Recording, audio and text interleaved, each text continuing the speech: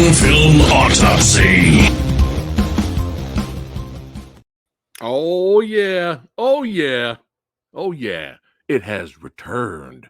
The newest episode, baby. June. It's June. It's I know. busting out all over. We got the Kung Fu Santa himself, Rick Myers. That's right. Back in the house with Fat Samurai Guy. Thanks, everybody, for watching. Who do we got in the house today? We got Roll Call. Gilbert, what's going on? Certified Channel Badass member. What is going on? We got AJ saying, let's go movies. We got Lady Danish in the house. Looking forward to this. Fat Samurai Guy and Kung Fu Santa is what I needed tonight. All right. All right. Well, we will not disappoint. And Jake Hall, what is going on? Oh, yeah. So, Brother Rick, how have you been, my friend? Well, I tell you, June has been a very popular month for me. I got my invitation to the Minions premiere because I consulted on the movie. 2 years ago, I consulted on the movie. Ooh. On Saturday in LA. Guess who didn't go? But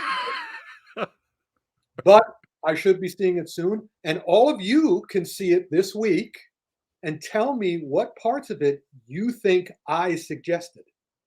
Because there's one thing that's very clear that in the previews, I saw something. I went, oh, yeah, I came up with that. They asked me something and I told them, well, it doesn't make any sense what you're trying to get them to do. You should just have them do this.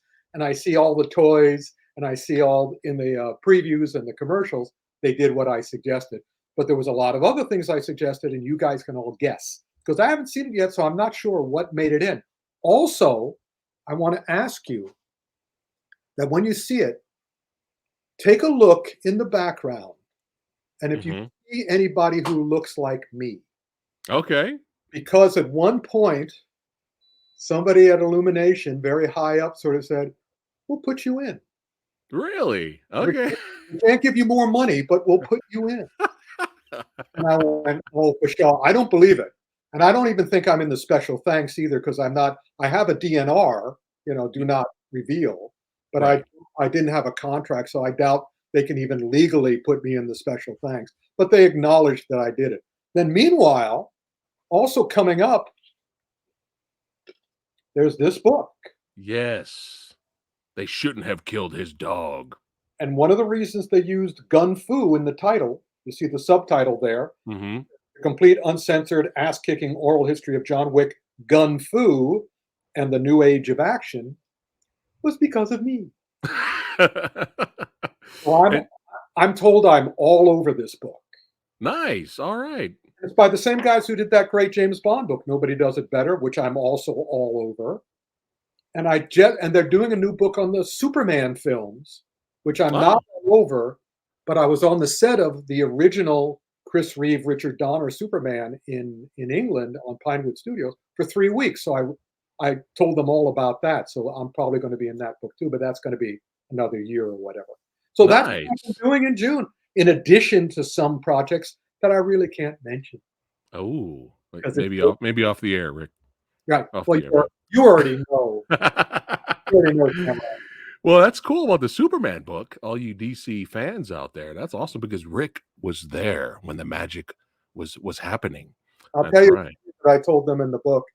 I was with Christopher Reeve at his New York apartment the day before Superman opened. And we got along really well in England because almost everybody else didn't like him in England because he was so nervous about being a big star that he just stayed in character all the time. And people were kind of annoyed by that. But I completely understood it. I talked to Gene Hackman on the set, and I was told by the photographer on the set that Gene Hackman didn't talk to anybody. But we talked acting. I wasn't a big fanboy. I just was saying, how did you do this and how did you do that in all these movies of his that I've seen? And he was happy to share that. And Christopher Reeve, I knew what he was going through, or I guessed what he was going through. So I was very kind to him. So he was very kind to me. He invited me over to his apartment in New York the day before it opens, big premiere. He knew I wasn't invited to the premiere because I was a reporter for Starlog. And we were getting a great time, but I knew what was going to happen. And I said to him, after tomorrow, we'll probably never see each other in person again. Yeah. And he went, oh, no, sure we will. Sure we will. Guess what? Yeah, the movie just had to have been a big hit, and he had to become a star. So, man, Fine with me. I mean, I followed his career, and look what a great hero he ultimately became. yeah, still the After, best. after Still the the best in my humble opinion. Oh, absolutely, Still the absolutely best. agree. Not for 3 and 4, not for Right, Super 3 right, or 4, but right. that was his fault. Yeah, it's not his fault. Well, But congratulations on those upcoming projects. Yeah, congrats. it's fun. It's fun to do what you love. It's Yeah, really fun. Anyway, yeah. so let's one of the things I love is the action film autopsy and talking with you about all June movies. Let's talk June. All right, let's just jump right into it here. See, Samurai, it's not on our list, so I wanted to check before we started. Okay, Did you see the Netflix movie The Man from Toronto? I have not yet. Okay. You want to talk about it now or save it for the Sure. next I one? just wanted to give my opinion of Go it. for it. Let's go. It is the worst kind of Netflix movie. It's So it's the like Red Notice? huh? So it's like Red Notice? No, I liked Red I Notice. know you did. I'm just The messing with you. difference between Red Notice and The Man from Toronto Yeah. is the difference between The Rock and Kevin Hart. Ah, The Rock okay. can control himself. Right. Kevin Hart can't. So since this was his movie, this was the movie, and Woody Harrelson's in it too. And it's another one of my favorite genres. You know my favorite genre, badass, badass assassin, badass assassin.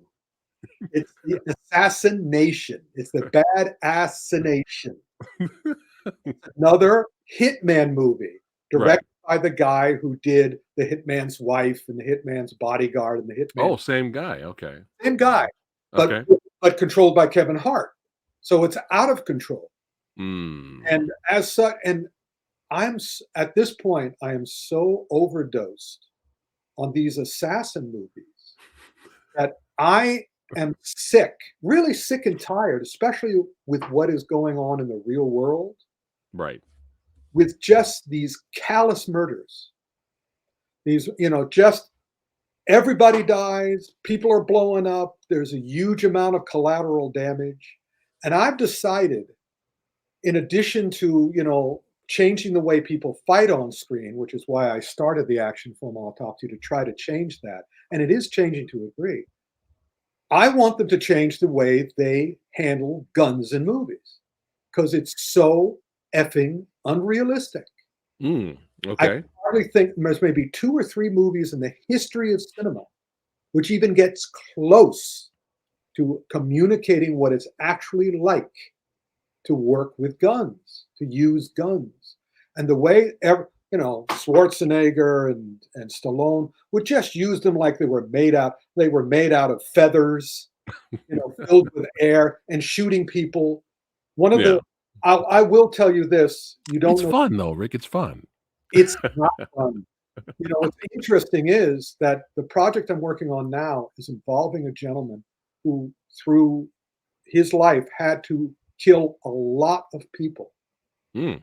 And he went through a terrible experience. He almost committed suicide Oh my goodness. because, as the Kung Fu teaches you, every time you kill someone else, you kill a piece of yourself. And Mm. and all those things in movies where you see all the past victims come to haunt the murderer, Right. he found out that was true.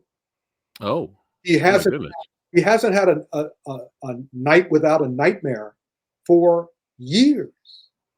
Wow. Yes, it has an effect, and I want and now kids, you see, again, adults, yeah, adults can say it's fun. And by the way, because I wrote the Dirty Harry novels, I shot every weapon that was available to shoot in the 80s, so I know how it feels. Yeah.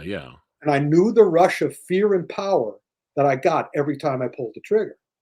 But that's only in John Woo movies, and that's just because of Chow Yun-fat's great acting. Right. So from here on in, I'm going to say, look, we got to teach the kids. It's not easy. It's not simple. It's not fun. For It, everybody watching right now, can you give one of the examples of the movies that do it right, in your well, opinion? it's basically the John Woo movies get a little closer, and also one of the greatest gun movies I ever saw was Unforgiven, Clint Eastwood's movie. Oh, classic. One of the ways you can tell a good gun movie is if you can count the bullets. And Mm. every single bullet counted in that movie. There wasn't a bullet shot in that movie that you didn't know why and where it was going and what happened with it. And also, I want to see pain. I want to see, Mm. um, and that was another thing. I liked Die Hard enormously because the hero showed effort, emotion, passion, and compassion. But still, you can't count the bullets in that movie. But even Mhm. so, if you have a character who shows you what it feels like, and a character, and also the victims, that's another thing about these movies. All these people are mowed down. Hmm. You do not see the bodies, very rarely. Oh, certainly not all the bodies of everybody who's killed. In something like Right. Superman, not what is it, Man of Steel. Thousands of people have killed in that, and you don't see a single corpse. And, Right. I'm saying from here on in, and they do the same thing in movies to get a PG. They don't show the blood. Right. Show the fucking blood. Oh, hold on. Wait. We got here. I'm gonna blow it up. Yeah. Everybody say it again. Show the fucking blood. Yeah, that's what I'm talking about. Show, show what happens when someone is shot. I mean, Yeah. Wild Bunch, they did show that. Oh, But that is again, amazing. if you do it so cavalierly, where dozens and dozens and dozens and dozens of people are mowed down, then it's not as effective because then it becomes another movie. But you saw all the shootings that have been happening in the real world.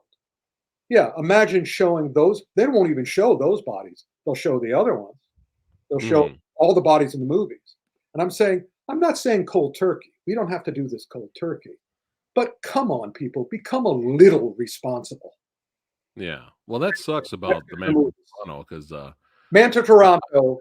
I at least wanted to watch it for Woody, Yeah, but Woody's great, but he's being asked to play an unrealistic person. He does it as well as he can. But Woody's now doing the same thing that Liam Neeson and a lot of other guys are doing. He's making money for his old age. So right, right. he's doing, what was not the Venom movie, the Venom sequel that Woody was in. He's taking more parts, I think, now than he would have when he was younger. He's not being as selective. But Right, I don't right. blame him. Gotcha. I don't blame him.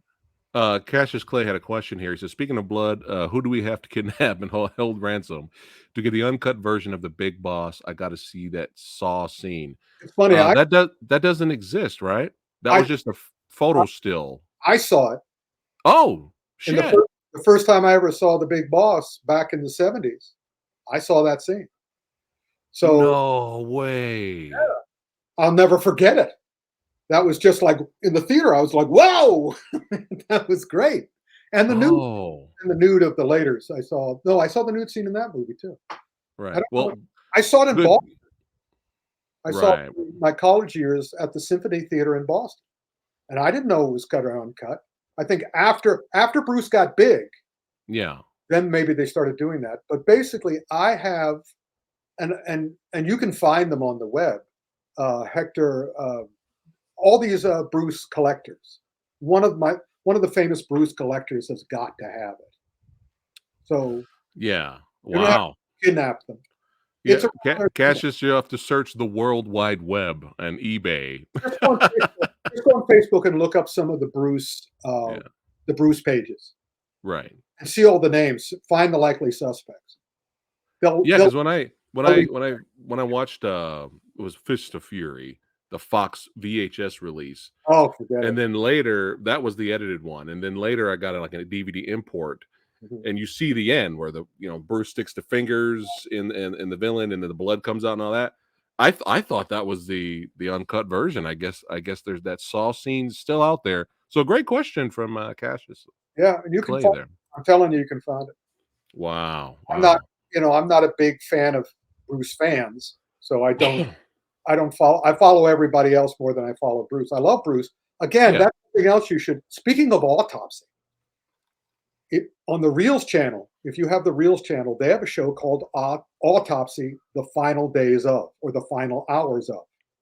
They interviewed me for hours for the upcoming Brandon Lee episode. Oh, And okay. I'm very happy with what I said on that show. So I'm really looking forward to the final cut to see how much of what I said remains in the film, Nice, in the nice. show. So, Oh, cool. another thing. Look forward to that. Check that out for sure. Now let's actually start the show. All right. Really quickly before we start the show, when I first saw the Wild Bunch, Yeah. the first time I saw it, it was the extended version. Not the chopped edited version. Right. My jaw dropped on that end finale shootout. I was just like, wow. I just want to throw that in there really quick. Like I was like, holy shit. Yeah, Sam Peckinpah. But now, again, everybody's just mowing down. So it's not a matter of killing as many people as you can with as much blood as you can, because that starts to get unrealistic.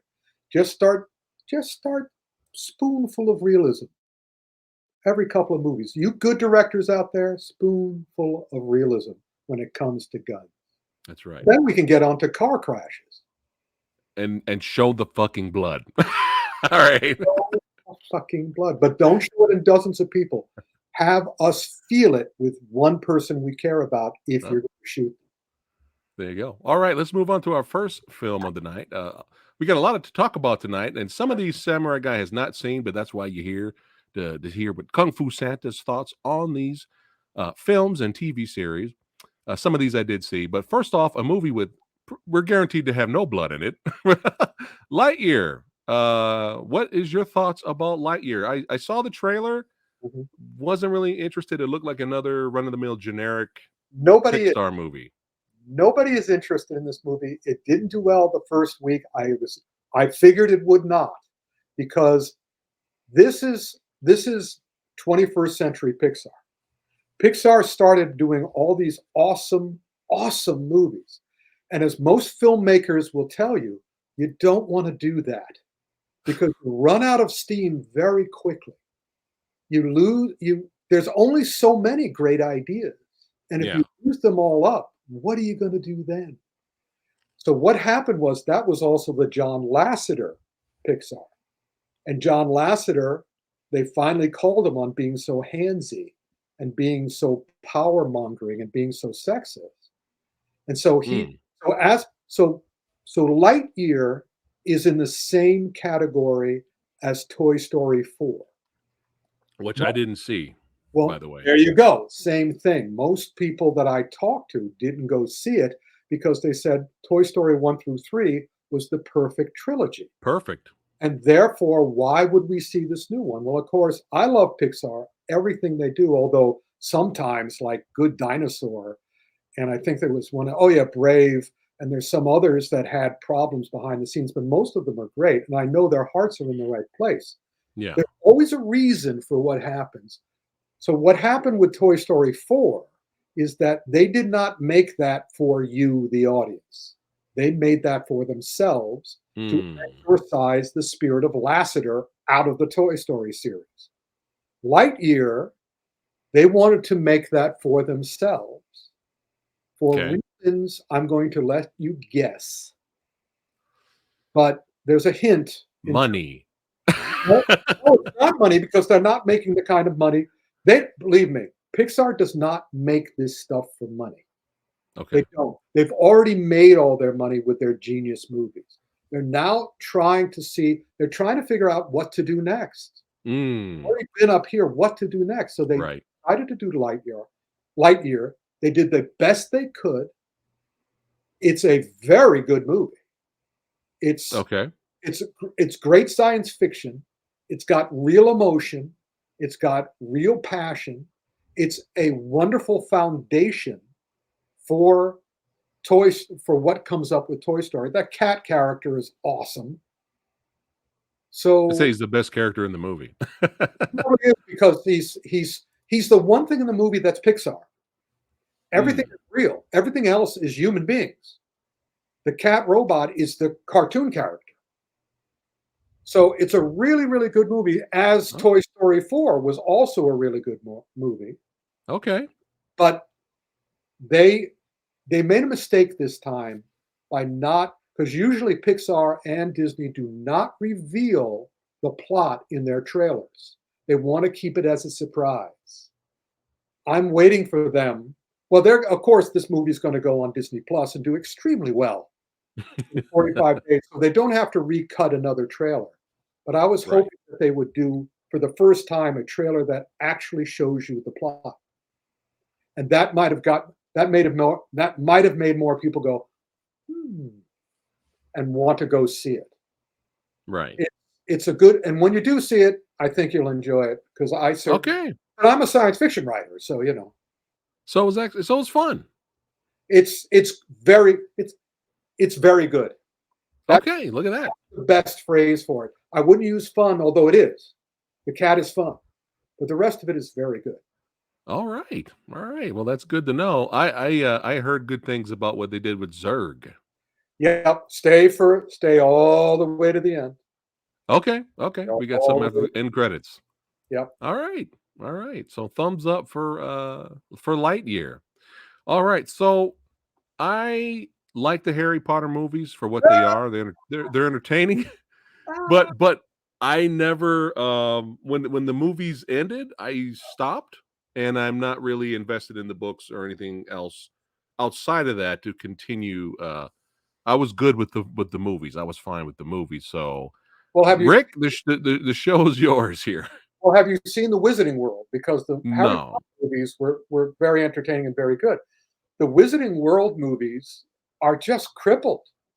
They're just, it broke my heart. I mean, I'm a writer, so I Yeah. really admired what J.K. Rowling did with the original Harry Potter books. And then she decided to do movie scripts.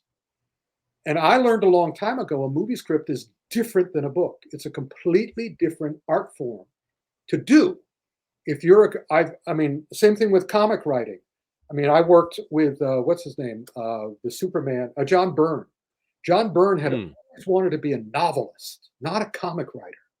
And I read his first novel, and I told him it's a comic book put into prose form.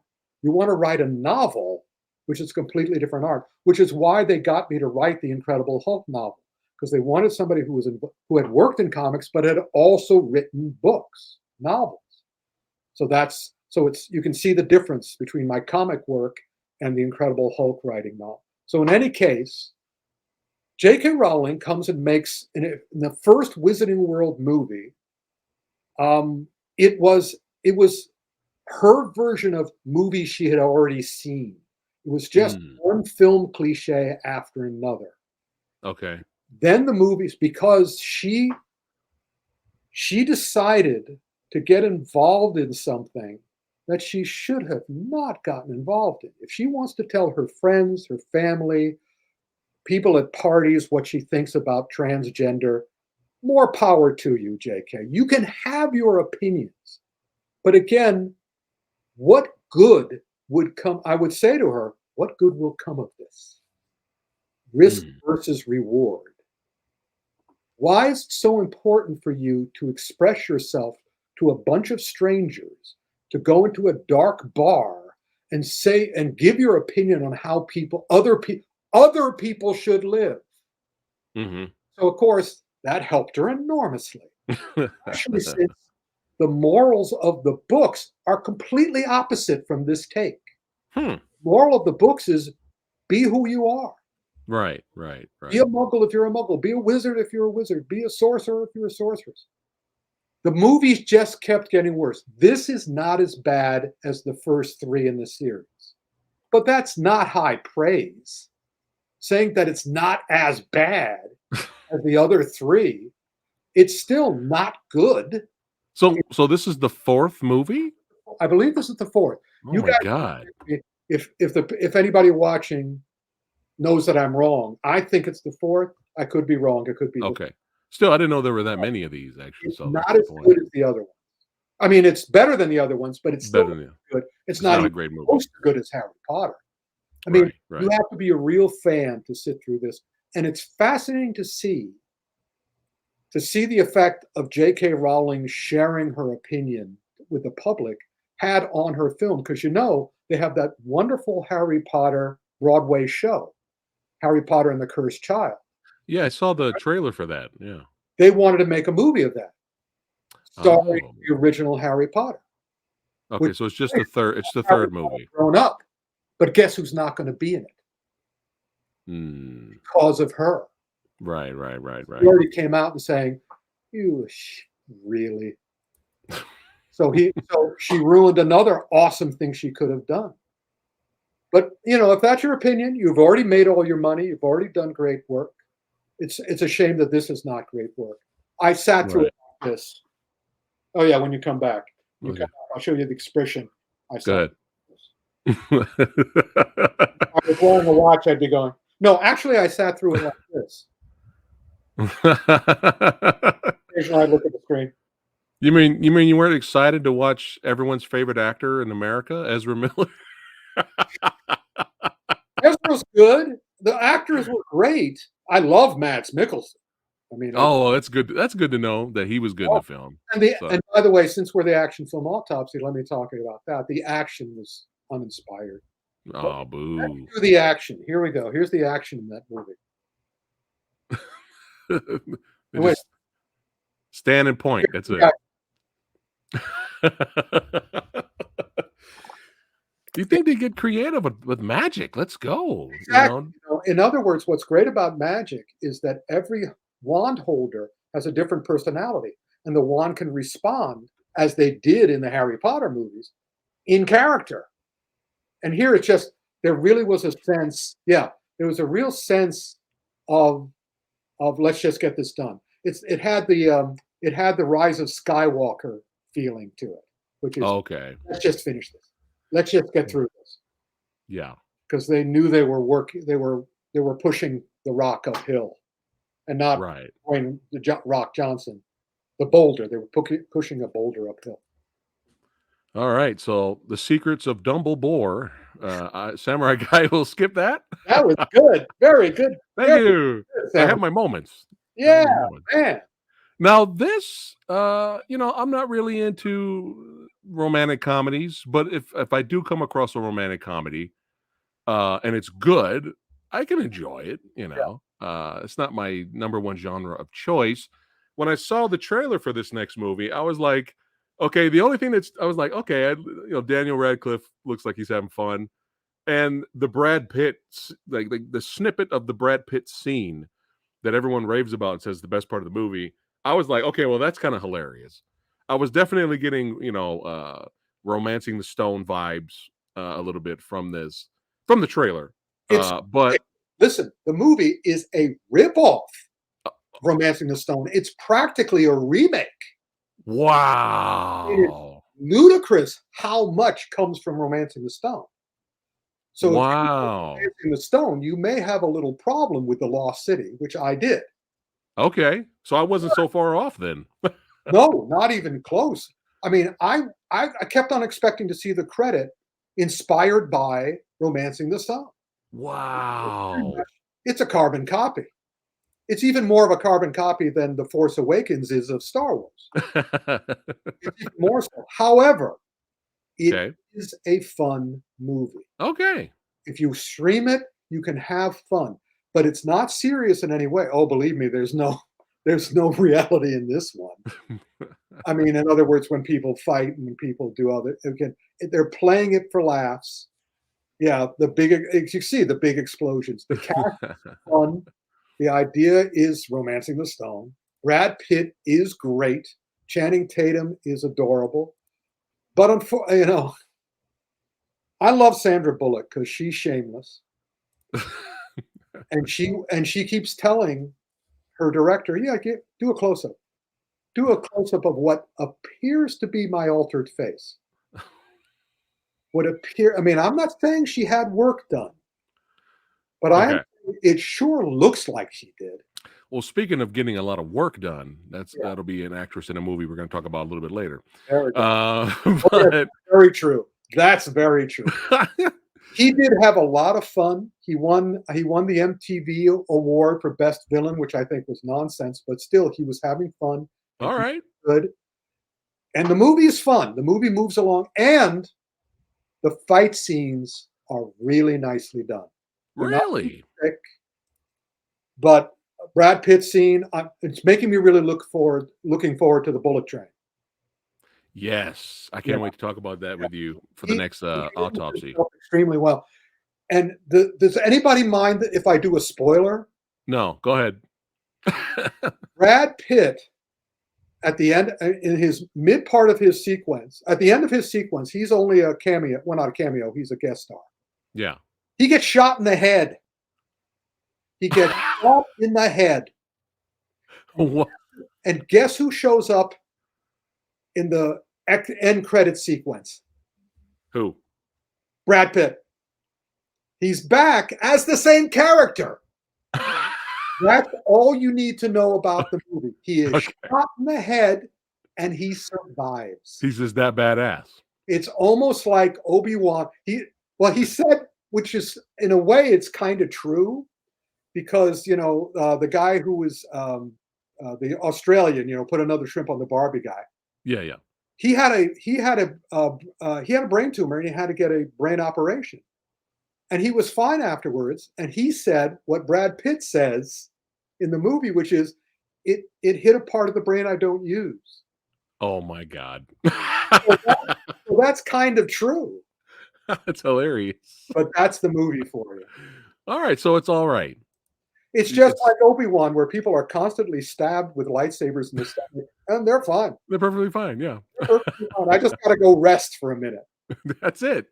Perfectly fine. Put a sash on my waist, and it's the way they do it in the Japanese samurai movies. In the Chinese movies too. When in the Chang Che movies, where they'd get their guts ripped out, and they're like in the Super Ninja. Yeah, they would just tie it off. They would not tie off a cloth. They would tie off their intestines. Yeah, it's fun. All right. Blood. That's your word now. Show the fucking blood. Show the fucking blood. Love it. All right. Well, here we go. Let's go ahead and, speaking of show the fucking blood, The Northman. We did review this a while back, and some people were disappointed but what we thought of it. But we still spoke highly of it. Me and Lady Fat Blood. Overall, cinematography was beautiful. Soundtrack was amazing. Performances were good. Performances were great. Some of the action was solid. But we had a few issues with it, but we still rated it pretty high. We still gave it like a B+. But people wanted us to give it an A+, and I was just like, no, I can't give it an A+ either. My nephew and I were talking about this movie. I gave it an 8.5, and he gave it an 8.3. Okay. And as such, again, it was kind of a little like the Lost City, or whatever that was called. I've already forgotten it. We just talked about it. The Lost City, yeah. It's like the Lost City in that it's clearly a movie. I don't think the director did this, but he might have.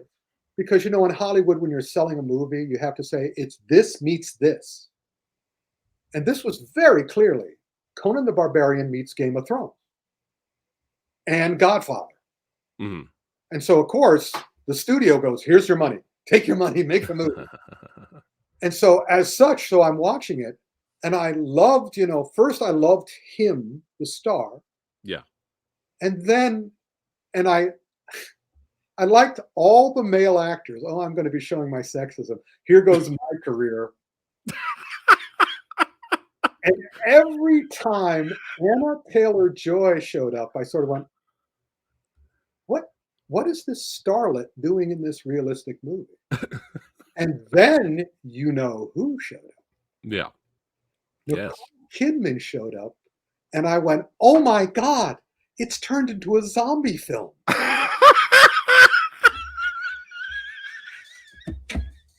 I will do my impersonation of the first time. The first time Anna Taylor-Joy showed up, my expression was like, oh, okay. A movie star is in this movie. I thought it was about real people, but that's a movie star. Okay, fine. I can adjust to that. And then when Nicole Kidman showed up on screen, I did this. What? Brains. What? I don't remember you looking like this the last time I saw you. And it took me right out of the film. You could have the director could have grabbed me and just moved me out of the movie. Oh my God. But every time she wasn't on screen, I was fine with the film. Yeah, it's Conan. I've always wanted them to make a great Conan the Barbarian movie. They never have. They've Hey, made hey now. I mean, no, go ahead. I was a huge fan of Conan as a kid. I read all the books multiple times. Yeah. I love the fact that they're planning to do new ones now and also do the other Robert E. Howard characters because I love the other Robert E. Howard characters. Oh my I'm God. hoping they're doing a great job, and that's good. Well, this movie was a pretty damn good Conan movie. And also Ethan Hawke is great, and that Oh guy. yeah. And they don't come off as movie stars. No. Oh yeah, I also saw The Black Phone, but I said somebody asked if we were going to be doing The Black Phone on this show. And I said that's hard. Right. Black Phone has a great ending. But Don't spoil it. Don't spoil it. I won't, but it takes Okay. too long to get there. Okay, that's your Oh, little. yeah. Okay. Yeah. All right. Oh my God. Oh, you got me there, Rick. I'm over here crying. I've done my job. So from two different perspectives for different reasons, we kind of ended up at the same. Yeah. Yeah, the same. It's not as good as it could have been, but Right. it never was going to be because it was a sale to the studio, so this wonderful director could keep making movies. Yes. Oh my God. All 'Cause right. movies didn't make any money. Right. All right. Let's move it on here. Oh, here we go. Now, here we go, baby. It is time to talk about Rick Meyer's favorite film of 2022, Jurassic World Dominion. Rick, A+, son, right? A+. I seeing Jurassic Park in the theaters for the first time. I have more than a few unforgettable movie-going experiences. That was one of them. That was just I was so happy that I saw it when it first came out, and I didn't go back and see it on video or whatever, because it was truly magical when it first came out. The leap from special effects in the previous movie to Jurassic Park was like day and night. Yeah. It wasn't a small step, it was a giant leap for movie kind. Yeah. And also it was beautifully made, and it was so smart and funny and incredibly human and effective. It was one of the great entertainments. And I think that came out the same year as Schindler's List. I think so. Yeah, the two. I mean, Spielberg was a god to me at that time. Seeing Schindler's List and Jurassic Park in the same year. Wow, I got to look that up. Wow, I think you're right though. Yeah. So ever since I saw the sequel to Jurassic Park, and I did this. I went, okay, not great. Okay, it wasn't even very good. It was okay. Yeah. The movies have kept going on. I mean, I enjoyed the remakes of Planet of the Apes. I thought they did a good job with the remakes of Planet of the Apes. Yeah. But one of my ongoing things is a producer who says, well, this is good enough for garbage. A producer who gets his hands on a brand or on a series of movies and sort of says, I can just do whatever the fuck I want because the audience is going to come to see it no matter what I do. Right. So I'm not going to work hard. I can't make it as good as the original Jurassic Park. So I'm just going to do whatever the fuck I want. And this one is the ultimate fuck you audience movie. I've gotten a lot of feedback from people who liked it. Oh, yeah, there's a lot of fans. Yeah, and they're going, that's fine. Funny. Dinosaurs running around. Yeah, that's all they need. Exactly. If that's fine. Enjoy. If that's your cup of tea, drink hearty. But it was kind of like falling in love with a wonderful person and then seeing the pod version of that person come up to me and say, join us, Rick. Be one of us. And I'm going, ooh, wait. You have shit on my lover, and I went to see it though. I still went to see it, so they got the money. And also I just love. And then the other thing that drove me crazy and told me what it is can you pull up the poster again? Can you bring up the poster? The epic conclusion of the Jurassic era. That is a fucking lie. That is flatly not true. And that's all that I needed to know to see how cavalier and mercenary the producers were, because they said, well, to get even more people into the theater, we're going to tell them it's the end. Mm-hmm. And that's BS. Yeah. And that's how they treated me. And I don't respond well to that sort of treatment. But it's okay, Rick, because everybody's got force powers in the movie. So, Hey, everyone's a Jedi. why not? Why not? Well, that's right. And I'm surprised they didn't say the epic Jedi conclusion to get more people. I think we talked about that last time, where I was saying they cast that person. They cast somebody to get them into the theater. Oh yeah, Uncharted. They cast Spider-Man to get Spider-Man fans in. Again, a mercenary move. Right. A good enough for garbage move. Yeah. I've said this, I think, before, but it bears repeating. My experience and the experience of many of my friends who still work in Hollywood, 80%, 20% of Hollywood filmmakers are geniuses, are awesome, are blindingly creative. 80% are venal backstabbing assholes. Right. So unfortunately, you're going to have these producers who, it's good enough for garbage. Yeah. But there's a lot of fans that enjoyed this, had fun with this. When we got done, the legacy characters had their moments. Goldblum was funny. And when we got done seeing the theater, everyone clapped and the kids cheered. They like it. I will say what I always say, which is glad you liked it. Wish I did. Yeah. Yeah. And I've been saying that I've been saying that a lot recently about Marvel and Star Wars. Yeah. And Disney Plus, but I truly am glad you liked it. I like people liking anything. Now, again, I think we're on the same page here, Rick. Coming from different perspectives, still having the same outcome. Yeah. Me, I didn't even expect this to be a good movie. Well, I went in. Come on, it's me. I like the mindless. I like the mindless carnage. I like all that. But sometimes I basically went in hoping that for me personally, that it was going to be good bad. Yeah. It was going to be, and I can laugh at it and get entertainment out of that. And it was almost there. It was almost good bad, but it still kind of failed in that era. I mean, come on, everyone's fine with dinosaurs just walking around. Everybody's fine with it. Nobody's trying to get my audience share. Right. We want a 68-year-old Kung Fu Santa writer into our. No, they want you. They want the kids. And more power to them. Except, I unfortunately loved the original person, and this pod person was not going to make it. I don't begrudge it. Don't begrudge it. But for me, a lot of the scenes were just blue balls. Like this sequence right here.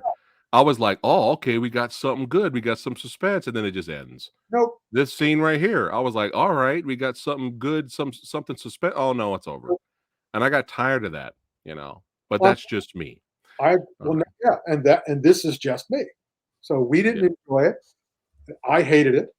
And let's move on. All right, let's move on. So, this next film we're going to talk about, we already reviewed it, but I can't wait to hear what Rick has to say. This next film we're about to talk about shows an example that, yes, it can be done. Yes, 30 bazillion years later, you can sequel something, and it can be done. You can have a good script. You can have a good story. You can have the thrills, the spills that even top the original, unlike the movie we just got done talking about, Top Gun Maverick. Hell has frozen over for all the Terminator Dark Fates, for all the missteps of them trying to sequel a property a whole bunch of years later and failing. I couldn't believe how good this was, Rick. I was very surprised. Well, I could believe because it's Tom Cruise's version of The Force Awakens. In that, this is a beat for beat remake of the original Top Gun with the attack on the Death Star from the original Star Wars thrown in. And Uh, now, uh, yeah. given that it is a beat for beat remake, hmm why is it so good? Think about why it's so good, because it does something virtually no movie has done since the original Jurassic Park. There is nothing that I'm aware of in this movie that isn't real. It's the difference between the kung fu movies of the 1970s, hmm kung fu movies now. It's the difference between the adventure films of David Lean, Lawrence of Arabia, and now. There's Right. just something about a person on a screen captured by a camera doing something real. hmm Audience, I am acutely aware of it because again with the kung fu movies and the other things, the science fiction. I've written books on science fiction films and fantasy films and kung fu films and all the rest of it. So I'm acutely aware of the difference between the effect real kung fu has on me and trained people. 36 Chamber of Shaolin versus the Matrix. Right. One is absolutely thrilling because another thing kung fu taught me is that we're all driven by chi, by inner energy, by the energy of the world around us. Humans are powered by chi. We're not plugged into the wall. We get our energy from inside ourselves and all around us. That stuff is tangible. So when you see a movie where people are doing astonishingly great real things, Insane. whether you know it or not, it is literally touching your soul in hmm a way that movies with digital and visual effects simply cannot.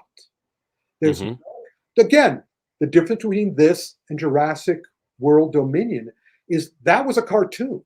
All of those the humans were human, but they were dealing with all cartoons. They were dealing with all animation and visual effects who had all the effect of what's in between my two fingers. You see what's in between my two fingers?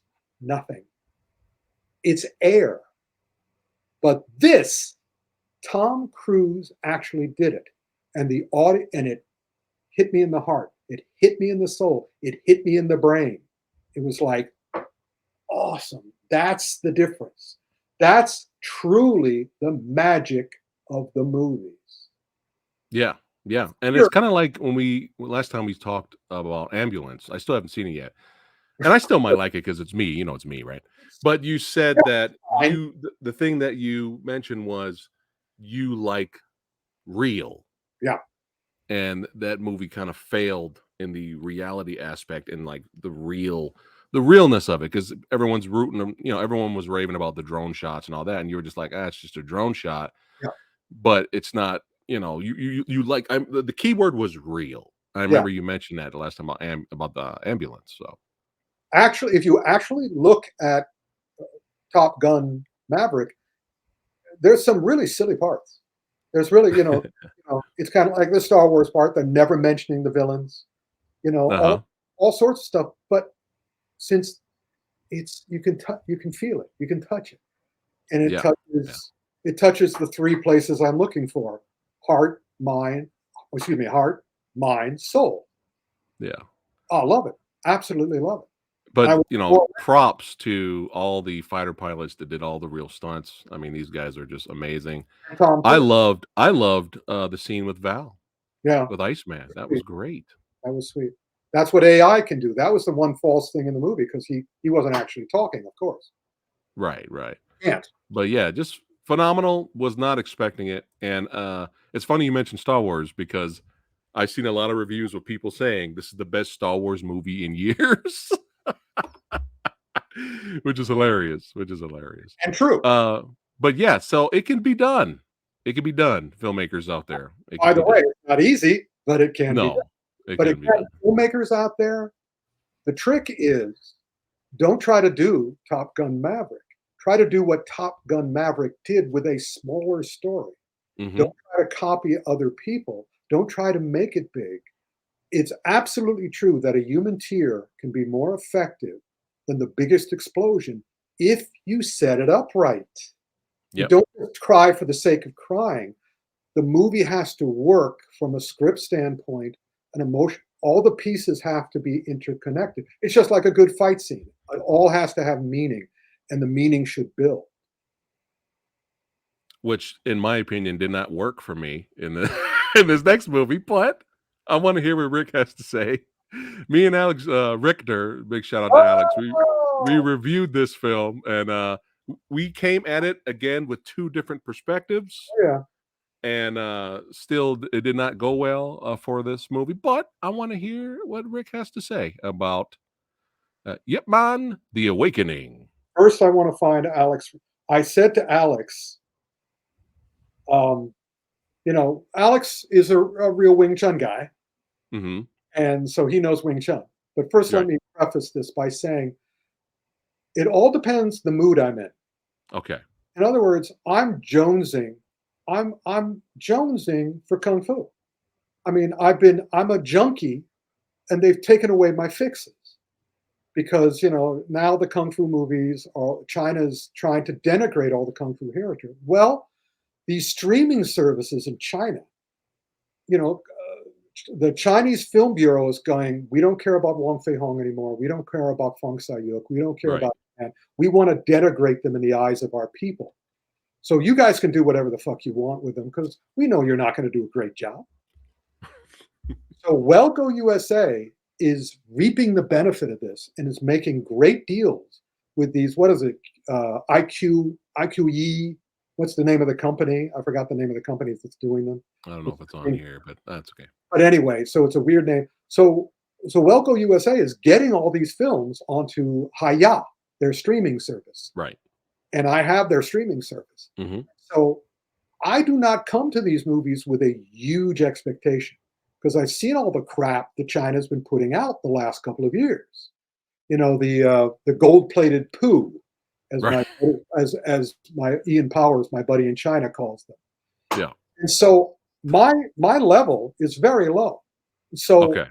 so this one is Ip Man: The Awakening because we're doing another one later. We're doing another one of these movies later. Right. Right. And I'm just looking for anything. Okay.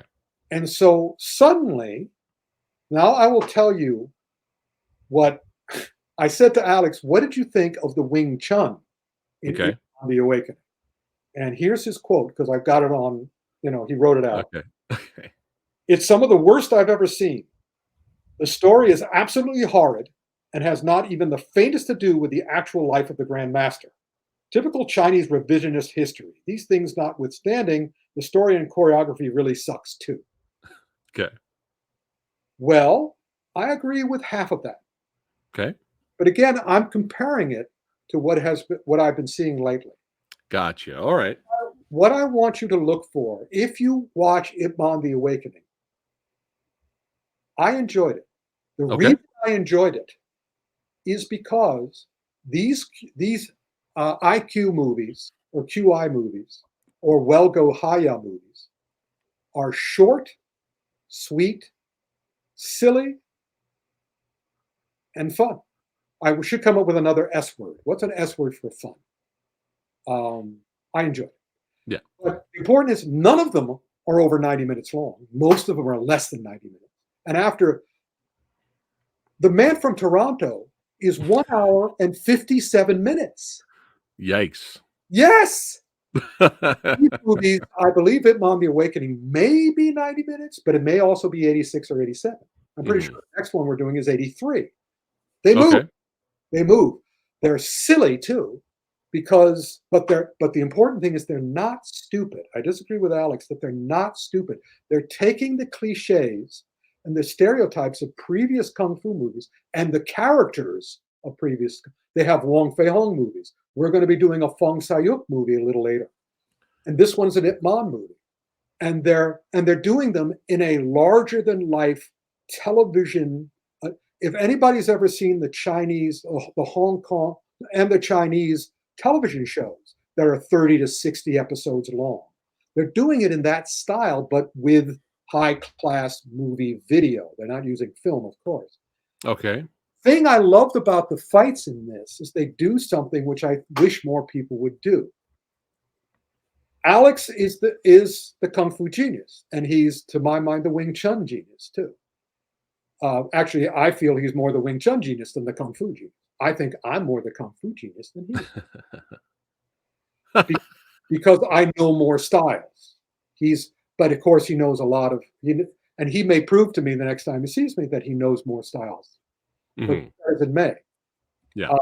The fight scenes in this are done very cleverly. In that, the Wing Chun may be shit, but the fights are good because what he will do, unlike the fights in Snake Eyes, is they will start an action, Right. will cut to one of the fighters, and they will have the reaction of the fighter. I'll give you that. It was better than Snake Eyes in terms of filming the fights. So did you see it, Mon the Awakening? Did you see it? Yeah, we reviewed it. Me and Alex reviewed it together. Okay. Yeah. I just loved the shots they had of Ip Man when he was fighting. You would see him react. And also, the awesome thing is, of course, that's the kid from My Father is a Hero. That was cool seeing him. So I did say that in our review, yeah. So again, I love the way they shot this, incorporating the actions and the reactions. So I've watched the fights multiple times. Okay. And I've admired that. I think the reactions, I will bow to whatever Alex says about the actions. But in terms of the reactions, I found the reactions accurate. And as such, I went, hallelujah. If I come away with from these movies with anything, right, I'm a happy camper. And I'm a happy camper. Okay. I can see that, especially I'm still sticking with what my review was. but I can totally see your perspective because when you're comparing it to gold-plated poo. Yeah. Yeah. I didn't like the plot of this one because it's the Ip Man plot. I'm far happier with the Fong Sayuk plot because that's Fong Sayuk. They're taking stuff from Chinese movies rather than American hybrids. Right. So I appreciate that more. I think Alex was a little disappointed with my rating. I didn't give it a good rating, but he probably thought I was going to rate it lower than what I gave it. But I told Alex that there are levels to bad, and I told him what was it? Crazy Fist?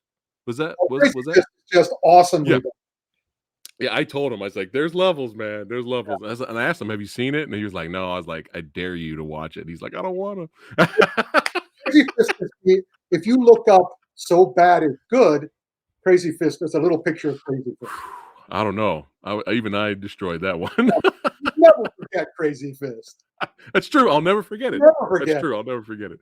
All right. So you got me interested on this one. I did not see this one yet. But I'm curious now. The Unbending Mr. Fang. We're Fong Sayuk now. It's Fong Sayuk. All right. So how's this one? This one's better than Ip Man. Okay. But it's better because it is very clearly, it's a serial. When I was growing up, I would watch a lot of television shows and I would watch a lot of movies on Channel 11 and Channel 9 and Channel 5. And they were all silly and they were all crazy. Have you ever watched an old-time serial like Captain Marvel? Like Flash Gordon with Buster Crabbe? Spy Smasher, all these serials. Yeah. This thing is 83 minutes long. Okay. It has a villain with pointed ears and tiger teeth. Okay. And it's just taking every stereotype and cliche from these old television shows and putting them in one 83-minute movie that moves like a rocket. But Fong Sayuk is treated with respect. It's actually Fong Sayuk. All right. Well, not the Jet Li Fong Sayuk. They have his mom. They have the fact that that he's always looking to fight. Yeah. And it's 83 minutes long. It moves. Okay. And it has a great cast and it's filmed well. I can't really distinguish the kung fu style. It's the mixed up martial arts, but no, it's not. It's mixed up kung fu. So what's another word for mixed up that has a K or an F in it? You know, it's kinky. It's kinky kung fu. It's kinetic kung fu. It's fabricated kung fu, but it's very enjoyable if you're not expecting 36 Chamber of Shaolin. If you're not expecting Okay. the great classics of the past. Okay. You got it. This Well, sounds kind of fun. Looking forward to watching more of them. All right. All And right. you'll see them again at the Kung Fu Extravaganza at San Diego Comic Con because All I'll right. be getting clips from them Okay, cool. to Good. show Oh, them. sweet. I get to see some clips for sure. Awesome. All right. All right. Moving on. Man, the one movie that has introduced me to a brand new genre, that you know, brand new culture, brand new genre, something I didn't think I was going to like, something I kind of stayed away from because I wasn't sure. I was fascinated, but I wasn't sure to jump in. And I finally took the plunge, and I'm so happy I dove off the cliff. And as I was falling, I was yelling, "I regret nothing." And, and I went in there, came out smiling from ear to ear, from beginning to end, was completely surprised.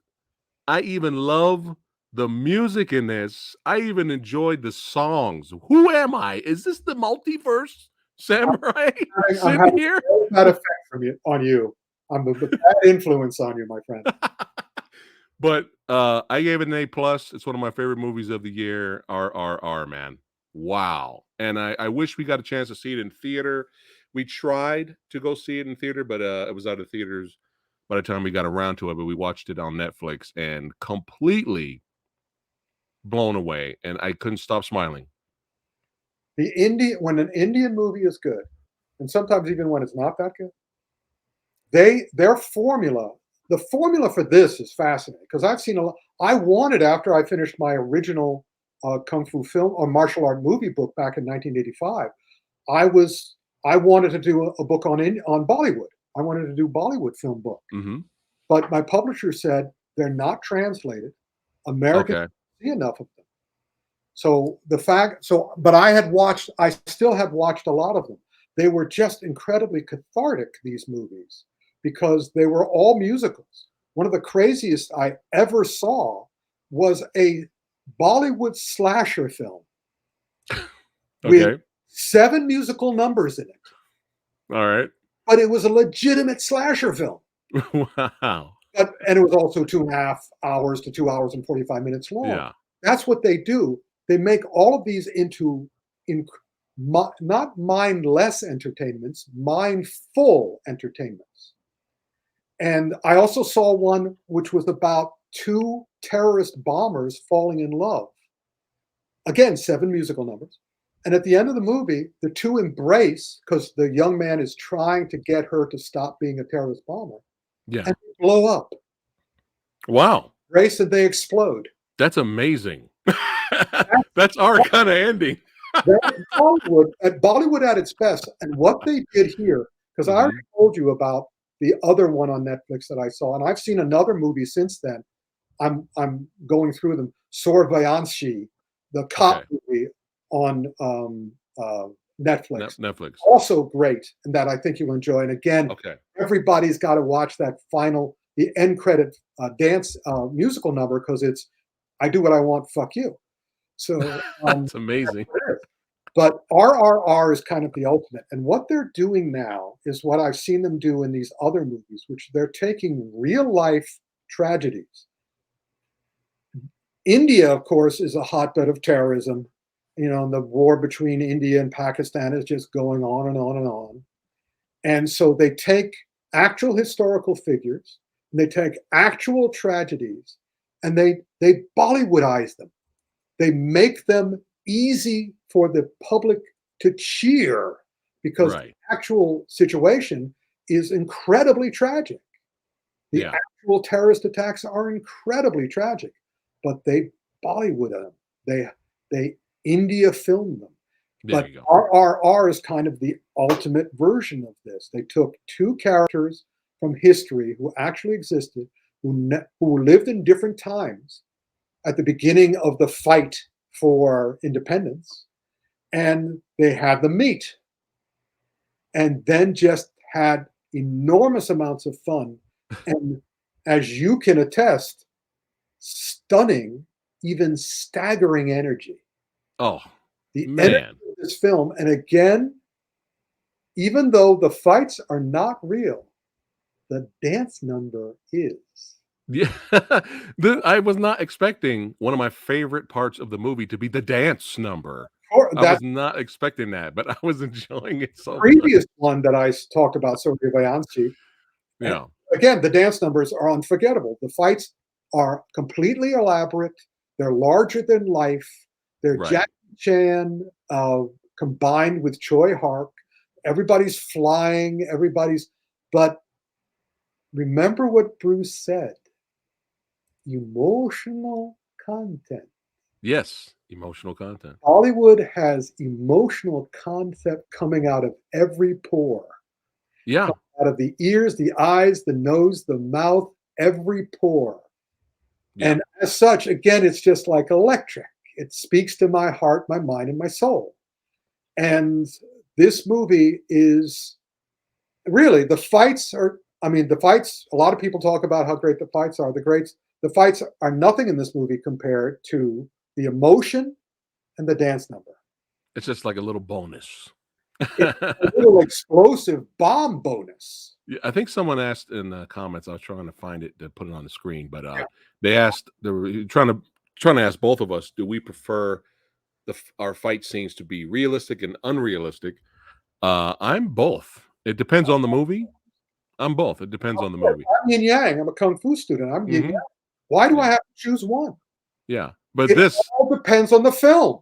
there you go. And man, he beating the shit out of somebody with a motorcycle. Like it was so fun. It was so good. I've seen that before. I saw that in that great not Indonesian. We had it at the Kung Fu Extravaganza a couple of years ago, where the hero who was played by a wrestler was beating somebody with a motorcycle. And he was actually doing it, unlike this Right, where it's on wires. right. Again, here's the thing. I think I've said this before. It bears repeating. People ask me my favorite food, my favorite movie, my favorite book, my favorite style of clothing. Whatever you ask me has the same answer always, which is great. I've had terrible Chinese food. I've had great Chinese food. So if you ask me which kind of fighting do I prefer great fighting. If Mm. I've seen really bad, unrealistic fighting. I've seen really Mhm. great, unrealistic fighting. I Right. want great. Same thing with realistic fighting. If you're Mhm. going to do it great. Do it great. Yeah, And there I you love go. And great is this is what I'm trying to teach to filmmakers, how to do it great. It's not just in the choreography, it's the whole setup. Yeah, It's the same way I'm doing in this book project. I want by the end of this book project that I'm doing for you to just go, yeah. yeah, That takes technique. It takes effort, emotion, passion, and compassion. It also takes knowledge of your technique, your style. yeah.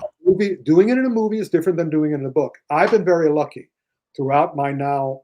I think I became a professional writer in 1973.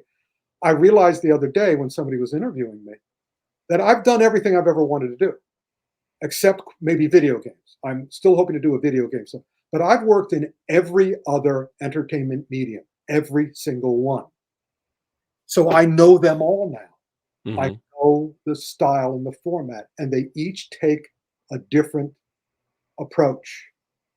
It takes total concentration, but it takes a different. You have to know the difference between writing a book and writing a comic book, and that is a comic book has 6 ways to communicate in every single panel, at least 6.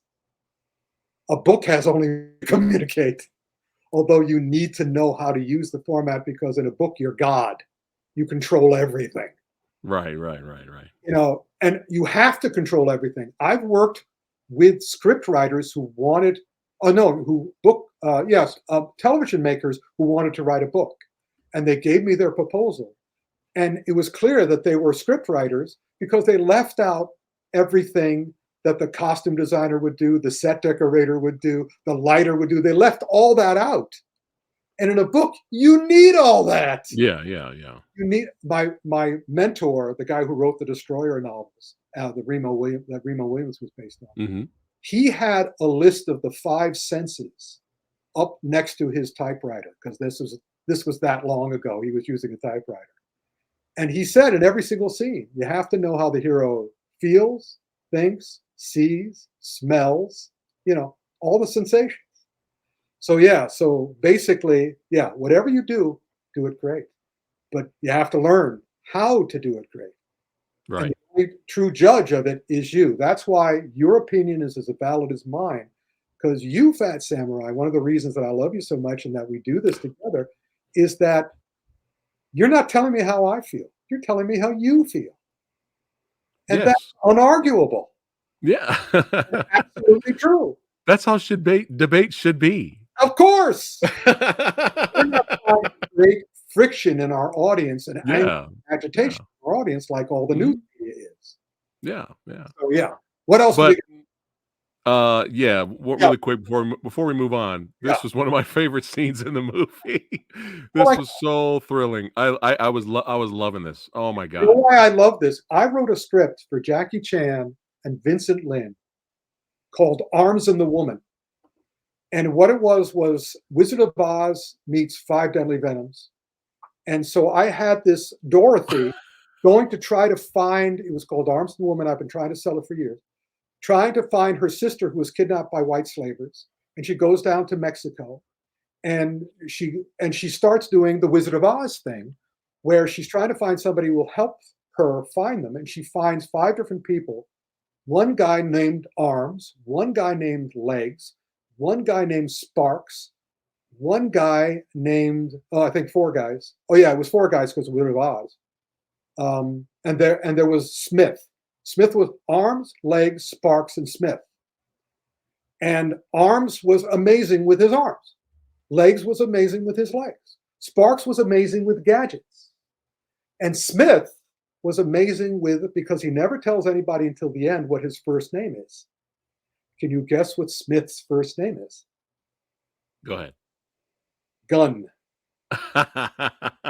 He could do any with a gun. He hated them though, because he hated the way they made him feel. He got frightened and power mad when he used his guns. And when the other guys meets Gun, he's in a village and he realizes he has to go back to his way. And so he goes and into the graveyard, there's a headstone with his name on it, Gunsmith. And Spark goes, that says you're dead. And Gunsmith goes, what makes you think I'm not? He digs up his coffin and he opens it up, and there are all the guns you could possibly imagine in his coffin. And they go fight this woman who has combined all the vices of the world into one company. She's a marketing woman. So she sells women, she sells guns, she sells drugs, she sells every illegal thing you can sell, she sells. And she has a factory out in the jungle. And our heroes go and attack. And Gunsmith puts on his Calibrate suit, which is a bulletproof suit. And I just do everything I've ever wanted to with a gun, again, showing how the power of guns. At one point, all the villains, because everybody else has guns too, but he's in his bulletproof suit. And he also has the buzzsaw Gatling guns. These are actual real weapons that shoot 800 rounds a second. Oh my God. And they melt. You can't use them for long because they melt. So he has to take all these villains out because there are hundreds of them. But the villainess shouts, shoot him, keep shooting him in the chest. So every time they shot me in the chest, they would knock me back because I was playing Gunsmith. Okay. Gunsmith was being knocked back and he almost fell. He was being shot in the back, so he was falling forward. And all the heroes go, shoot him in the chest, shoot him in the chest. So they shoot me in the chest to right me again. Okay. And when they finally win, because I use all the buzz saws, they take off my Calibrate helmet, and I've been beaten to death. I've been beaten to death by the bullets because that's the way it works. So now you know the whole movie. But the reason I brought that up is that, of course, in my movie, Arms during the fight, Arms is rendered incapable of using his arms, and Mhm. Legs is rendered incapable of using his legs. Right. So they do that. And I know these guys, even though a lot of people in Hong Kong have read Arms and the Woman, I'm pretty sure they didn't steal from me. But that's exactly what I wanted to do in that movie. Exactly. Wow. So when I saw it, I just went, "You guys are awesome with me." Did I write this movie? Did I write this? No, the director wrote it, and he did a great job taking those two characters. Well, you had me at Wizard of Oz meets Five Deadly Venoms. Right. So you had me on board with that one for sure. But yeah, Okay. after this, Bollywood, Tollywood, Samurai Guys all in, and you got to send me the name of Yeah. the slasher. I got to see the slasher now. Well, it's an old one, so I don't even know the name anymore. That was before it was on Netflix and stuff. Meanwhile, I saw another Indian movie on Netflix called CBI 5 The Brain. Hmm. 2 hours and 45 minutes. Okay. No action, no musical numbers. I loved it. Okay. I was amazed how much I loved it because I'm also, in addition to being a science fiction writer of America, I'm a mystery writer of America. I've gotten 2 awards for my mystery books. And also I've written I did a Dungeons and Dragons book I did something unique in the history of the mystery. No other mystery in history has done what I did in Murder in Halrua. I can show you what that looks like if you guys want to order it, because I love it. I love that book. Hold on, I have to take this away. Here it is. While It's- you're looking, Lady Dana says, "I need this movie made, Rick." Sounds fucking awesome. Let's all work together. But this is my Dungeons and Dragons Murder in Halrua book. It is a mystery, and it's CBI 5, The Brain, is about a detective character. He's the CBI, the Calcutta Bureau of Investigation, and it's a real place. And it starts with one of his students teaching a bunch of young students at the university about how. And the whole movie is just a chess game of a murderer versus a detective. And the last 45 minutes is one of the great sustained murder mystery denouements I've ever seen, because I loved the original Murder on the Orient Express and many other great mystery movies where they do the great denouement at the end. Charlie Chan movies, that sort of stuff. Hercule Poirot, all these guys.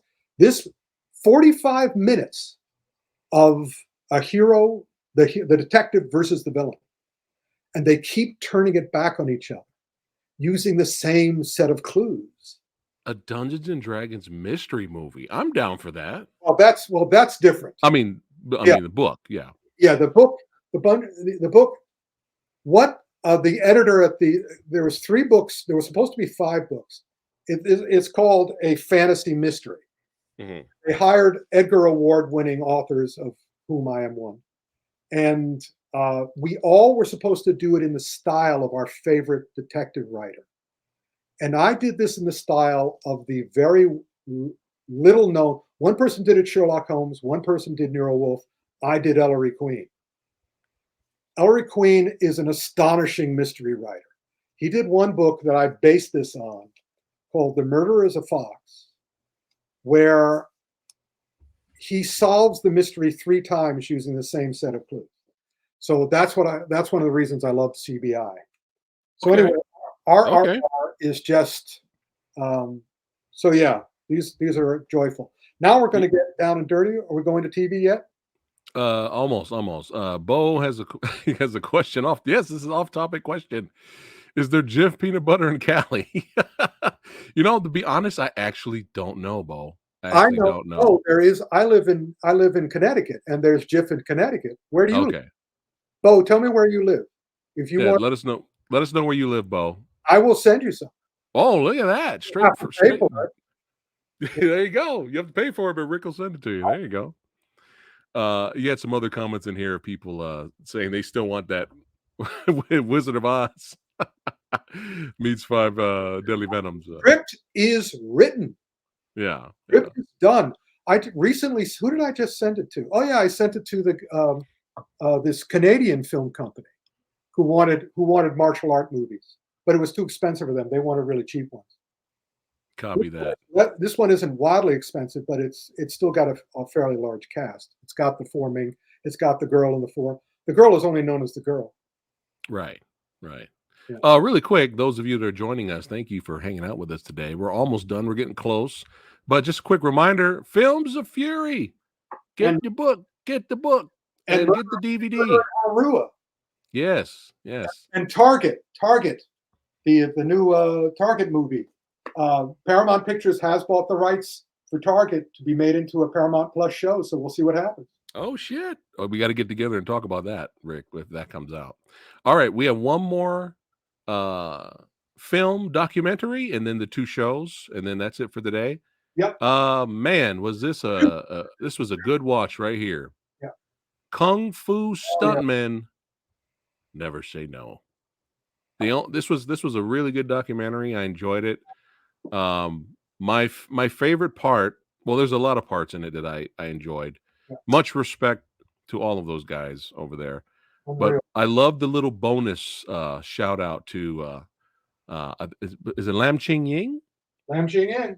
Yeah, I enjoyed the little bonus shout out they gave to him, and I was getting ready to turn it off because it went to credits, and then I let the credits keep going, and then they had that extra bonus scene where everybody was talking nice about him because he's phenomenal guy.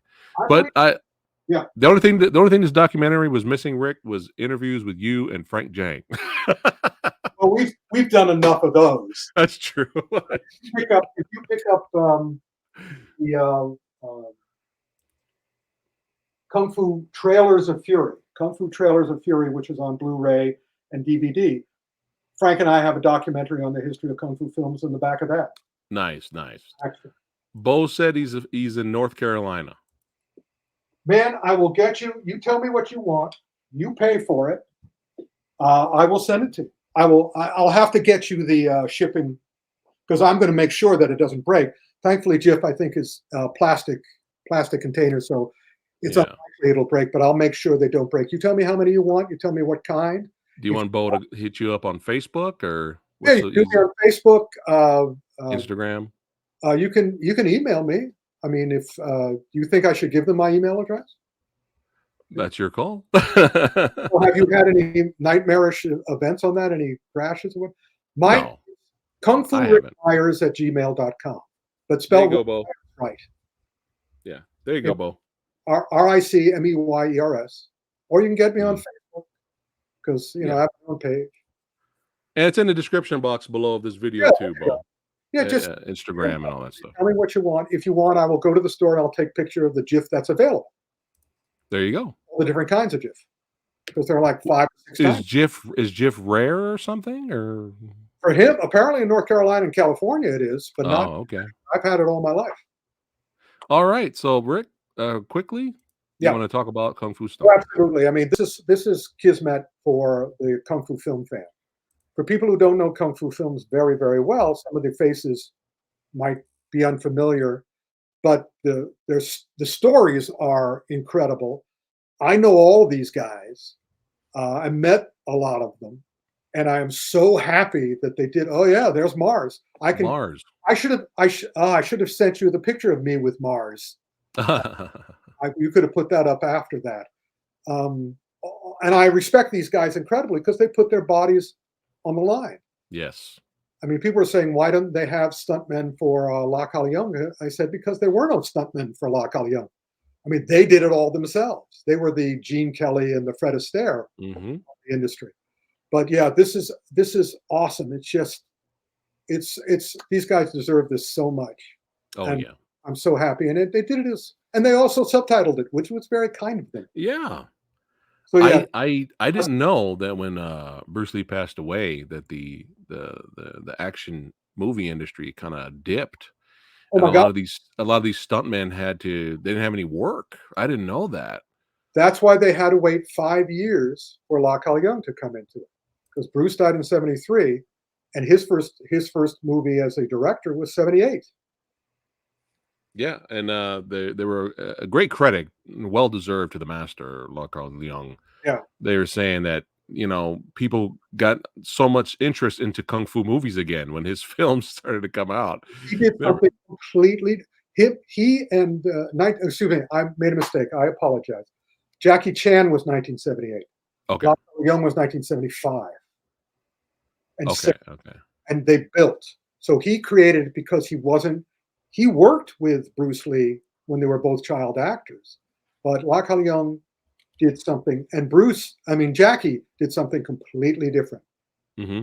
So that's what made people went, oh, okay, they're not trying. Everybody else was copying Bruce. And that's why everything dipped, because everybody was doing the rip-offs. Right. We Right. didn't Right. treat the genre with respect or the Mhm. art with respect. Yeah. So, so that was just tremendous. And they literally put their lives on the line for you, the audience. Oh my God. All the Chin Car Lock stunts, the Oh, footage they showed of him like missing his mark and falling on his head. And oh my God, like this he's another legend. there's that meme they have going around which shows the actors with their stuntmen, and then the joke is that the last picture is with Jackie Chan. There's no stuntmen. And I'm going, no. Chin Carlock was his stuntman in at least 2 movies. Yeah, I think it was Dragons Forever was one of them, Dragon's right? Forever was one, and Mhm. Thunderbolt was another Okay, okay. one that doesn't get out very much. It was the car racing movie.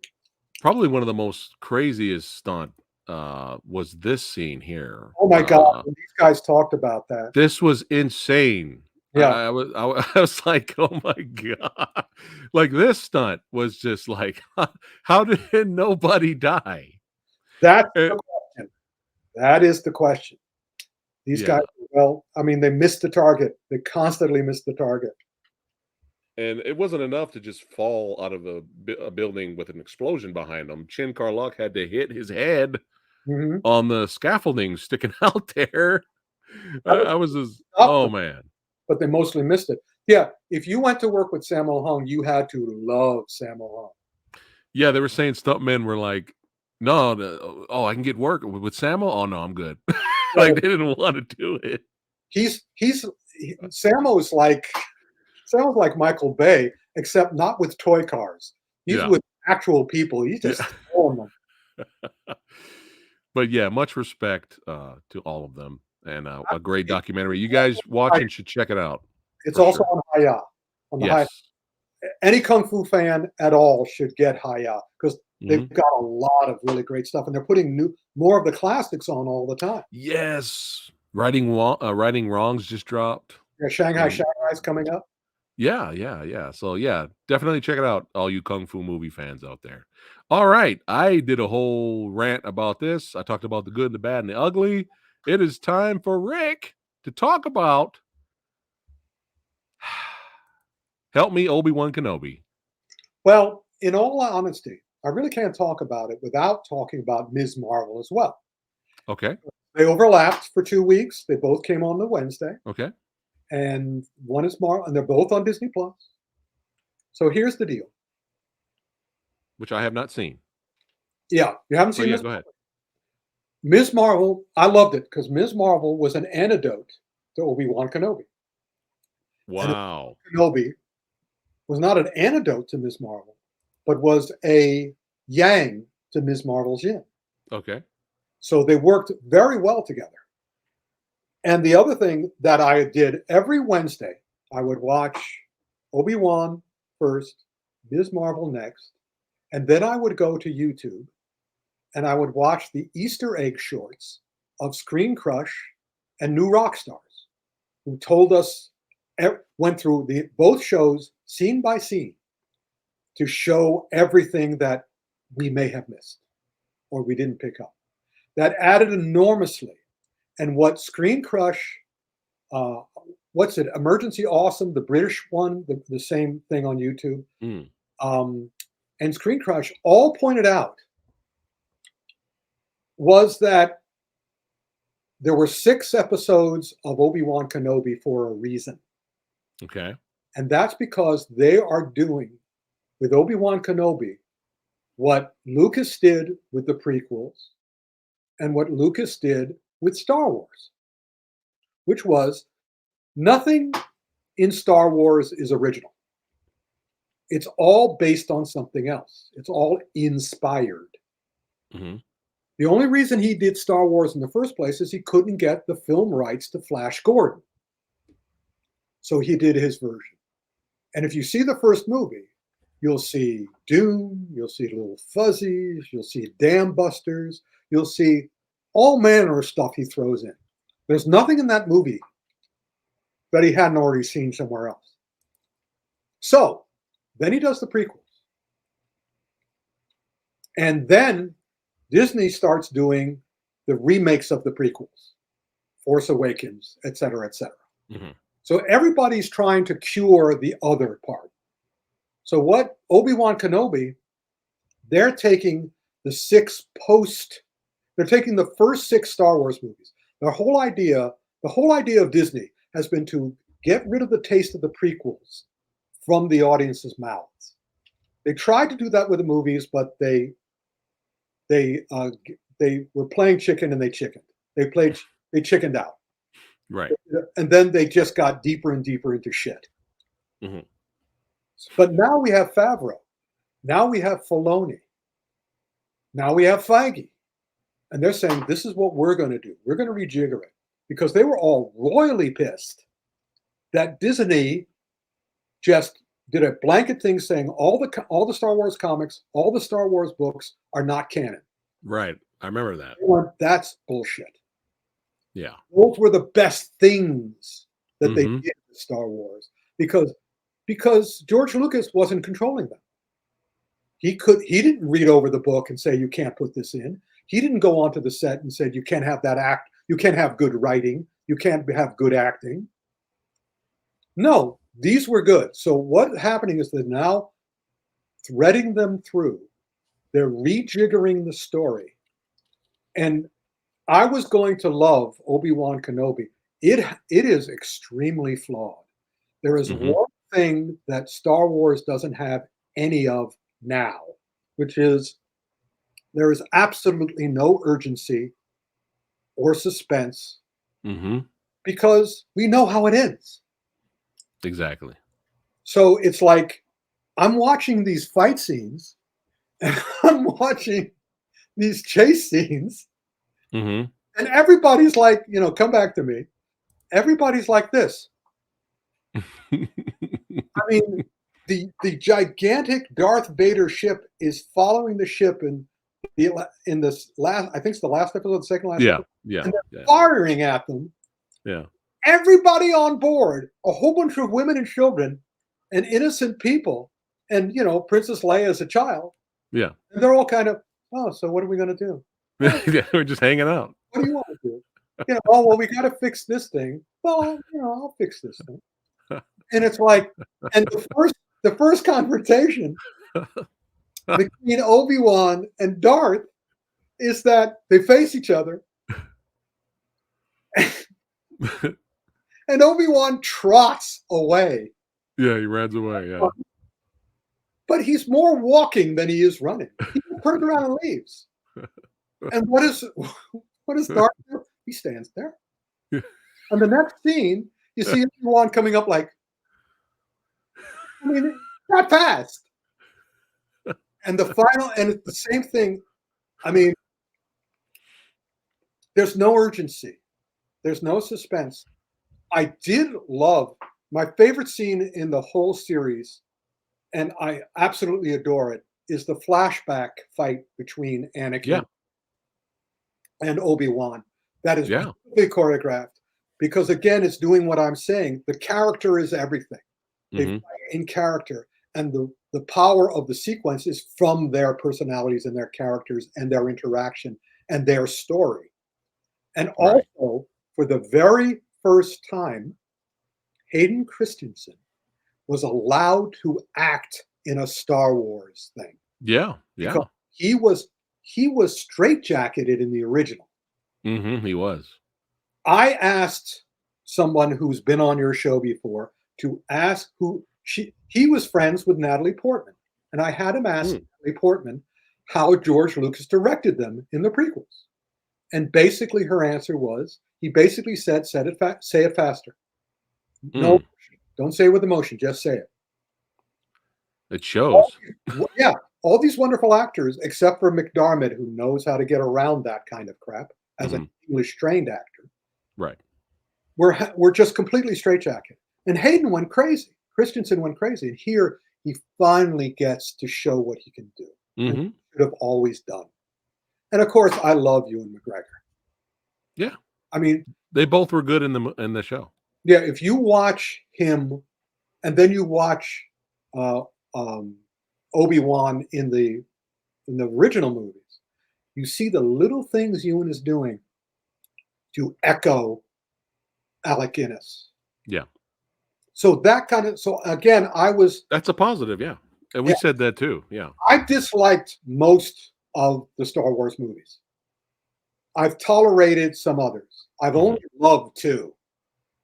So when I came to this, I wasn't expecting. I mean, Mandalorian I love because Mandalorian isn't a Star Wars thing as far as I'm concerned.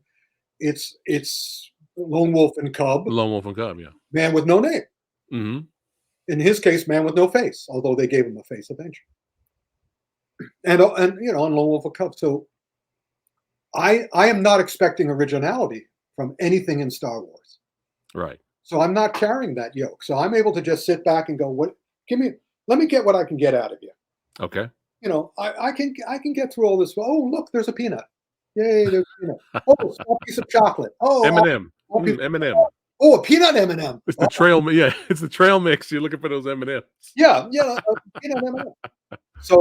So as such, I wasn't depressed because I wasn't expecting anything. Anything that's better than crap, which I felt most of the movies were. Awesome! I got something out of this. All right. I can see the brains behind it now. Ms. Marvel. Okay. That's a different deal. That's special because I love new cultures, and this is, what a lot of the racists and the assholes and the bigots. Oh, it's more woke, and I love the way they use woke like a 4-letter word. Woke is good. Woke is giving me more. When somebody said, "How would you feel if they cast James Bond as an African Englishman?" and I'd go, "As long as he was great, I don't care." Yeah. I mean, Idris Elba. Yeah, whoever. My friend who was in the last one, No Time to Die, George Ellis, but in this case, who looks just like Idris Elba. But so in this case, I love the color. I love the energy. I mean, it's still going a little long. They could be moving faster, but I'm anxious for each episode because it's fun. It's fun. That's what I'm hearing. I wasn't really interested. I saw the trailer and I was just like, it doesn't look like it's for me, like in terms of demographic, but cool. I have heard. Hey, you loved RRR, man. You loved RRR. Well, I don't know, man. Moon Knight destroyed me, but I don't know. It's up to the Movie Dojo Army. Maybe I'll do a poll rating and see if they really want Samurai Guy to watch the show and review it. Samurai Guy. Yeah. Let's wait till it's over. And okay. We'll talk about it in July. We'll talk about it because it'll be over in July. We'll talk about Minions. We'll talk. Okay. We'll talk about Thor. We'll talk about. Yeah. We'll talk about. But I have heard. I haven't watched reviews, but I have heard that people really like Kamala Khan. They think he's a very likable character. She's got an amazing. And I did hear that it's a fun show. I did hear that. The actors are great. Okay. All the actors are great. I mean, she's not. I love it that she's a human being, not a superhero. And there's just something about her face. Sometimes when they do these full shots of her face, it's kind of like I go, ooh, wow, look at her. It's just going to her eyes. Yeah, man. She's so. Yeah, it's a very worthwhile show, and I'm looking for it. But I won't know until the end whether it's really good or not. Okay. Yeah, well, keep me posted then. Keep me posted. Of course. Yeah. Are we good? But how was the action? How was the action yet? Okay, nice. Okay. It's one of those movies where she's just learning her powers. Okay. There's only been a couple of fight scenes, and she's moving a lot faster this is only the third episode. In the third episode, they have their first major fight scene. Okay. And I'm going, oh, she's moving a lot faster than she should be. Right. Like, it's kind of like, what's her name? The Hawkeye girl. The Hawkeye girl. first major fight scene that she does in Hawkeye, where it's got, you look like you've been training in a lot more than, bows and arrows. But I'll see how it develops. And so Okay. it's very enjoyable, very All refreshing. right. It's up to the Movie Dojo Army if they want to see Samurai Oh, Guy look, review. Because right now, I'm absolutely loving The Boys, and I just started Umbrella Academy, and yeah, I'm enjoying that. So, yeah, it's going to be up to the Movie Dojo Army. But yeah, we've made it. We had a lot to talk about today. We had a lot of content, but we have made it. We have finished. Uh, oh, also in July, Samurai and I will be talking about the 25th annual San Diego Comic-Con Kung Fu Extravaganza. We'll give you a lowdown of all the things we showed, and we'll also give you a lowdown on the Comic-Con. And I can't wait to hear Samurai Guy's take on the whole show. yes, I have not announced it yet officially. But yeah, I'll do a little bootleg quick one right now. So Samurai Guy, amongst a whole bunch of other badasses and great asses, will be at the Kung Fu Extravaganza 25th anniversary show, the panel. So if you guys are going to be at Comic-Con and you see Samurai Guy walking around, make sure you say hi, and we'll hang out, take some photos, have some fun, Are you and make sure you come to the panel. All yeah, right. are you staying for the whole convention? Uh, I'm gonna drive down that Thursday. Okay, I'll go early yeah, until the event, and then I'll probably end up coming back for one more day. okay. I'm not sure which day though. Well, keep But it if you informed, folks, because thanks to me, he has a 5-day badge. there you go. Thank you, Rick. Thank you, sir. Thank you, sir. Thank Yes, always an honor having you here. you. Yeah. All right. Oh, really quick, don't forget tomorrow, guys, is gonna be a little early. So if you can make it, that'd be awesome. If you can't, make sure you watch afterwards. But I have a very extremely entertaining guest tomorrow. So Bruce Willow, Oh, this guy is so entertaining. He makes me smile when I watch his content on Instagram and YouTube. This guy is phenomenal. He'll be hanging out with Samurai Guy tomorrow at 1:30 p.m. Pacific time. So it's a little earlier than usual. So feel free to stop by if you can and say hello. If not, make sure you guys watch it afterwards. And hey, everybody, now that you know my email as well as you can get me on Facebook, if you have any questions at all. I mean, I teach for a living, I write for a living. So if you have any questions about anything, I'm happy. If you're interested in my answer, I'm happy to give you. there you go. There you go. He's cool like that. He's cool like that. All right, guys. Thanks again for watching. And if you're new here, thanks for stopping by. Don't forget to like, share, and subscribe, all that good stuff. And we'll see you guys on the next one. Take care.